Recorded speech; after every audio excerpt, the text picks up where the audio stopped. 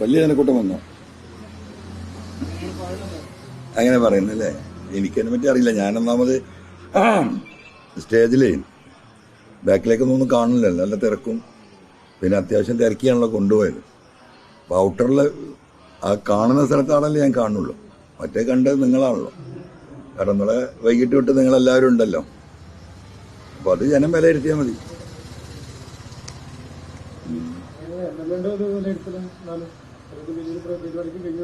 ഇല്ല, ഞാനിന്ന് ഒരു തിരുവനന്തപുരത്തുനിന്നാന്ന് തോന്നുന്നു ഞാൻ പറഞ്ഞത്. ഇതൊരു വിപ്ലവമായി മാറും എന്ന് ഞാൻ പറഞ്ഞില്ലേ?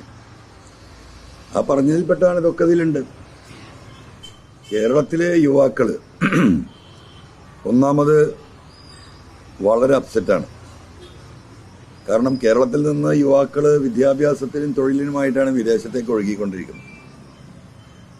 ആ ഒരു വിഷയം ഗൗരവമായി അഡ്രസ് ചെയ്യാൻ എന്തെങ്കിലുമൊക്കെ വാദഗതികൾ നിരത്തിയിട്ട് അതിനെ ആ പറയുന്ന യാഥാർത്ഥ്യത്തെ മറികടക്കാനാണ് ഗവൺമെന്റ് കഴിഞ്ഞ കുറെ കാലങ്ങളായി ശ്രമിച്ചുകൊണ്ടിരിക്കുന്നത്.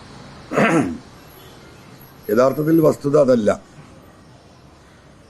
കേരളത്തിലെ യുവാക്കളെ സംബന്ധിച്ച് എല്ലാവർക്കും ഇപ്പൊ യു കെയിലും ഈ പറയുന്ന വിദേശത്തും അമേരിക്കയിലും കാനഡയിലും ഒന്നും പോയി പഠിക്കാൻ പണം മുടക്കാനുണ്ടാവില്ല.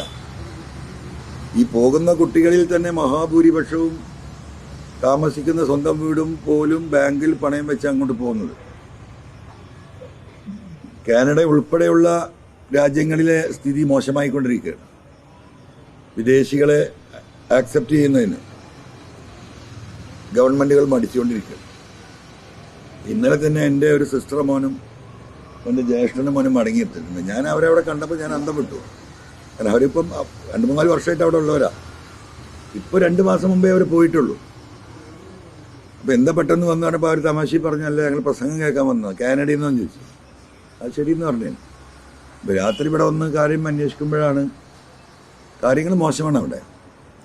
കാരണം ഈ തള്ളിക്കയറ്റം, വിദ്യാർത്ഥികളുടെ ഈ തള്ളിക്കയറ്റം, അവിടെയൊക്കെ ജനസംഖ്യ കുറഞ്ഞ് വളരെ സമാധാനമായിട്ട് ജീവിച്ചിരുന്ന നാടുകളിൽ നമ്മുടെ കുട്ടികളുടെ ഈ തള്ളിക്കയറ്റത്തിൻ്റെ ഭാഗമായിട്ട് എല്ലാ കെട്ടിടങ്ങളും ഫുള്ളാവുകയാണ്.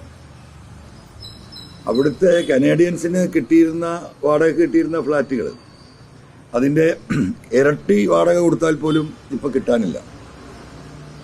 അതുപോലെ തന്നെ ഡിമാൻഡ് കൂടിയപ്പം വിലയും ഭയങ്കരമായിട്ട് വർദ്ധിച്ചു.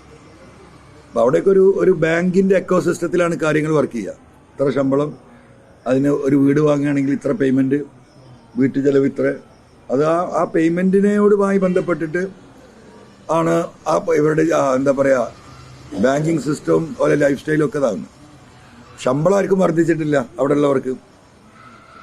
പക്ഷേ എന്തായി, എല്ലാം ഡബിൾ ഗെയിമിലേക്ക് പോയി. മറ്റൊരു സംഗതി, ഈ പിള്ളേർ തന്നെ പാർട്ട് ടൈമായിട്ട് വർക്ക് ചെയ്യാണ്. അപ്പോൾ അവരുടെ ജോലി സാധ്യതയും പോയിക്കൊണ്ടിരിക്കുകയാണ്. അപ്പം ഭയങ്കര ഒരു റെസിസ്റ്റൻസ് യു കെയിലൊക്കെ ഇപ്പോൾ നമ്മൾ കണ്ടല്ലോ. ഈ പറഞ്ഞ യൂറോപ്യൻ രാഷ്ട്രങ്ങളിൽ ഇതിനെതിരെ വലിയ റെസിസ്റ്റൻസ് വരാൻ പോവല്ല, ഓൾറെഡി ഇറ്റ് ഈസ് സ്റ്റാർട്ടഡ്. അപ്പോൾ ഈ കടം വാങ്ങിപ്പോയവരൊക്കെ തിരിച്ചു വരേണ്ട അവസ്ഥാവിശേഷം ഉണ്ടാവും. മറ്റൊന്ന്, എണ്ണം കൂടിയത് കൊണ്ട് അവിടെ ഈ പറയുന്ന പാർട്ട് ടൈം ജോബിന് സ്കോപ്പും കുറഞ്ഞുകൊണ്ടിരിക്കുകയാണ്. അപ്പോൾ ഇതൊക്കെ കേരളത്തെ ഇനി തിരിച്ചു ബാധിക്കാൻ പോകുന്ന വിഷയങ്ങളാണ്. ഗവൺമെന്റ് ഇങ്ങനെ രാഷ്ട്രീയം പറഞ്ഞ് PV അൻവറിന്റെ നെഞ്ചത്തേക്ക് കയറുന്നതിന് പകരം അഡ്രസ്സ് ചെയ്യേണ്ട വിഷയങ്ങൾ, ഈ പറയുന്നതൊക്കെ ഞാൻ കത്ത് കൊടുത്ത കാര്യമാണ് ഇപ്പോൾ ഈ പറയുന്നത്. നീ അത് മനസ്സിലാക്കിയോ? അൻവർ വിളിച്ചു പറയാണ് പാർട്ടിക്ക് പുറത്താന്ന് പറഞ്ഞില്ലേ? ഇപ്പോഴും പറഞ്ഞത് പാർട്ടി രീതിയല്ല അൻവർ ചെയ്യുന്നത് എന്നാണ് ഇപ്പോൾ ഈ LDF കൺവീനർ പറയുന്നത്. ഇപ്പം ഞാൻ നിങ്ങളുടെ ഫോണിൽ നിന്ന് ഞാൻ കേട്ടത്. അപ്പോൾ ഇതിനൊക്കെ കത്ത് കൊടുത്താൽ, കാരണം ഇതെല്ലാം നമ്മൾ നേരമെടുത്ത പത്രം വായിക്കുന്ന കാര്യങ്ങൾ ഒബ്സർവ് ചെയ്യുന്നത്. ഒരു പൊതുപ്രവർത്തകൻ എന്നുള്ള നിലക്ക് നമ്മളെല്ലാ ഭാഗത്തേക്കും നമ്മളെ കണ്ണോടിച്ചുകൊണ്ടേയിരിക്കും. ഈ കണ്ണോടിക്കലിൻ്റെ ഭാഗമായിട്ട് നമ്മൾക്ക് ബോധ്യപ്പെടുന്ന കാര്യങ്ങളാണ് കൊടുക്കുന്നത്. ഇതിനൊന്നും പുല്ല് വിലയില്ലാതെ ഈ പറഞ്ഞ പോലെ ആ വേസ്റ്റ് ബക്കറ്റിലേക്ക് ഇട്ടാൽ, അപ്പം യൂത്തിനെ അഡ്രസ്സ് ചെയ്യണം. യൂത്തിനെ അഡ്രസ്സ് ചെയ്തേ പറ്റൂ. ആ യൂത്തിനെ, കാരണം ഇപ്പം ഞാൻ ആദ്യം പറഞ്ഞതുപോലെ യൂത്ത് ഈ മായിക ലോകത്തിൽ നിന്ന് ജീവിതത്തിൻ്റെ യഥാർത്ഥ നേർരേഖയിലേക്ക് വന്നിട്ടുള്ള അവരുടെ റെസിസ്റ്റൻസ്, അവരുടെ എക്സിസ്റ്റൻസ്, അവർ റെസിസ്റ്റ് ചെയ്തില്ലെങ്കിൽ അവർക്ക് എക്സിസ്റ്റൻസ് ഇല്ല. ഇപ്പോൾ ഒരു റെസിസ്റ്റൻസും ഇല്ല. രാഷ്ട്രീയ പ്രവർത്തനം എന്ന് പറഞ്ഞാൽ എന്തോ ഒരു മോശപ്പെട്ട പ്രവൃത്തിയാണ് എന്നതിലേക്ക് യുവാക്കൾ മാറിക്കൊണ്ടിരിക്കുകയാണ്.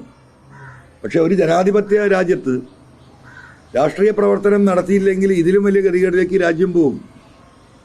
അപ്പോൾ ആ യൂത്ത് ഞാൻ ഈ പറയുന്ന കാര്യങ്ങൾ അവർ ശ്രദ്ധിക്കേണ്ടതുണ്ട്. അവരുടെ തൊഴിൽ സംബന്ധമായ വിഷയങ്ങളിൽ കേരളത്തിൽ ഇന്ന് നമുക്കുള്ള സൗകര്യങ്ങൾ എന്താണുള്ളത്? ടൂറിസം, രണ്ടാമതുള്ളത് IT. ഈ മേഖലകളിൽ നമ്മൾ ഈ യൂത്തിന് കൂടുതൽ കോൺസെൻട്രേറ്റ് ചെയ്യേണ്ടതുണ്ട്.